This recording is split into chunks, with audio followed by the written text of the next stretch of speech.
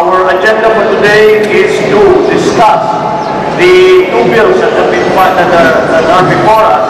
One is the House Bill 4146, an act providing for the synchronization of the elections and the term of office of the elected officials in the autonomous region in Muslim Mindanao, armed with those of the national and other local officials, amending to the Republic Act Number 9333, entitled an act fixing the date for regular elections for elected officials of the autonomous region in Muslim Mindanao next month.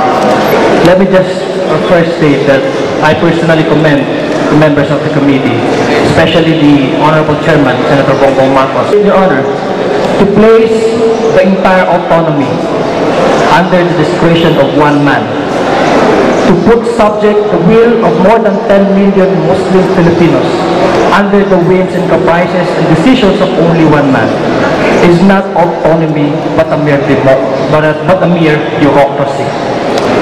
ARMM is a product of a long struggle by our ancestors. On the issue of reform, give us the guarantee then. I challenge the proponents of this bill.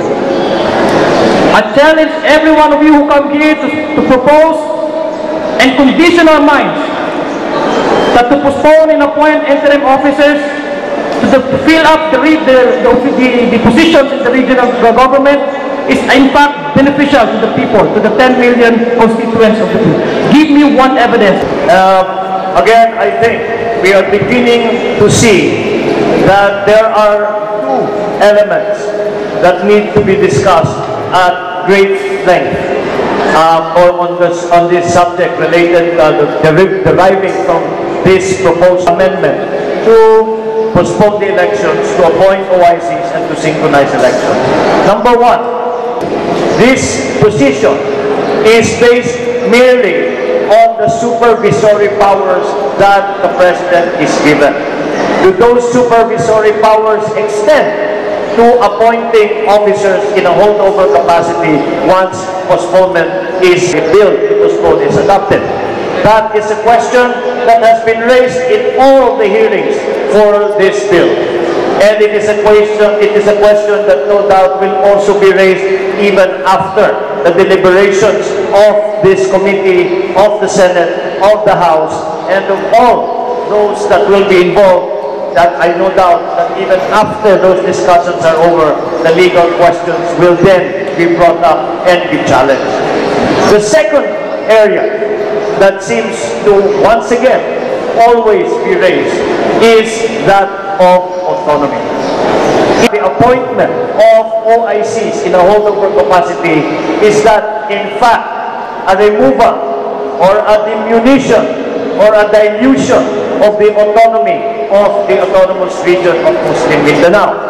So, once we have determined whether or not the appointment is contrary to law and whether or not it is contrary to autonomy, then we will know what to do about postponement.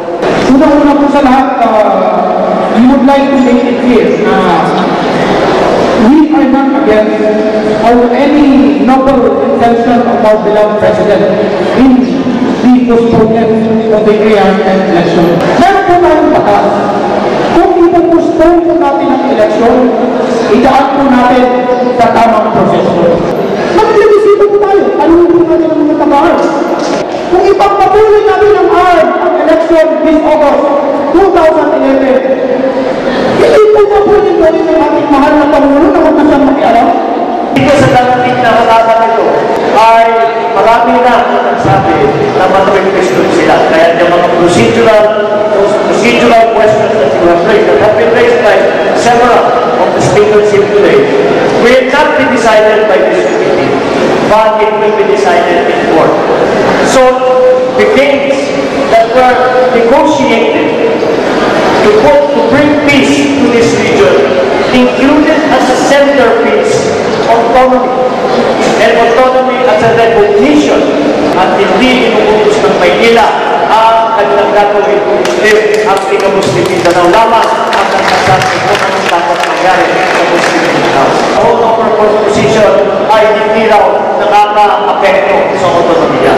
Kaya itong autonomiya na ipinaglaban ng mga ninuno ay ito ay dapat natin bigyan ng tunay na halaga.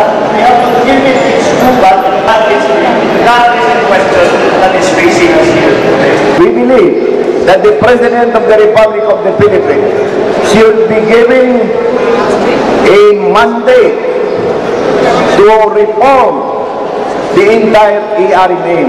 Yung consultative meeting na yan na tinawag namin, professionals, ulama, and everybody there, para magbigay sila ng kriteria sa magiging qualified leader dito sa AERMM.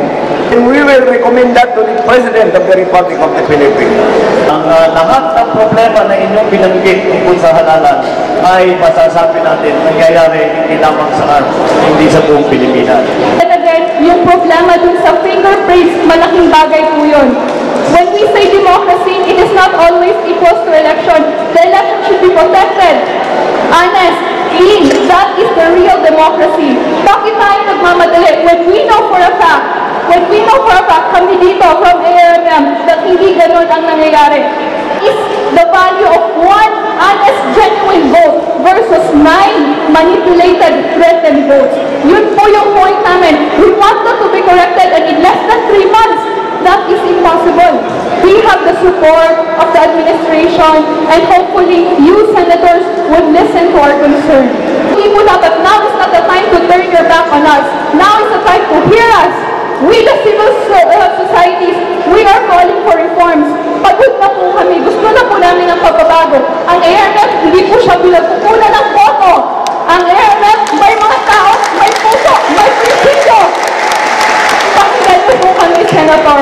Maraming salamat po. Thank you. Thank you very much. You can rest assured that the committee has heard the words that you have spoken today. I think there's not, if nothing else, the discussion about postponement of election, the synchronization, and finally the appointment of OICs. The one thing that every single speaker every single speaker has brought up is the necessity for reforms in ARM. I think it is the methodology by which we arrive at those reforms that is now being discussed.